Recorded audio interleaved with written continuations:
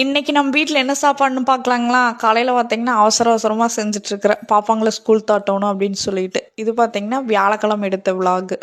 காலையில் சாப்பாடு சாம்பாருக்குள்ளே பார்த்தீங்கன்னா நம்ம ஒரு செடி இருந்துச்சு, கத்திரிக்காயும் முருங்கைக்காயும் போட்டு வச்சுட்டு ரசம்.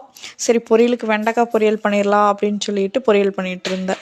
பக்கத்துலேயே பார்த்தீங்கன்னா நைட்டு சாப்பாடு கொஞ்சம் மிச்சமாகிடுச்சு. சரியா வேஸ்ட் பண்ணணும்னு சொல்லிட்டு எப்பவுமே தண்ணி ஊற்றி வைப்பேன், ஒரு நாளைக்கு புளித்த விட்டு வச்சது கூட சாம்பார் ஊற்றி சாப்பிட்டோம்னா அது ஒரு தனி டேஸ்ட்டாக இருக்குது. சரி சிவானி சும்மா தான் இருக்கிறா, ஓணத்துக்கு பார்த்தீங்கன்னா 3 நாள் லீவ் விட்டுருந்தாங்க. சரி ஒரு வேலை கொடுக்கலான்னு சொல்லிட்டு பூ பொறிக்க சொன்னால் அவள் ஒன்று ஒன்றா பொறிச்சிட்ருக்குறா. அதில் ஒரு எறும்பு இருந்துருச்சு, அதைய பார்த்துட்டு இருந்தா.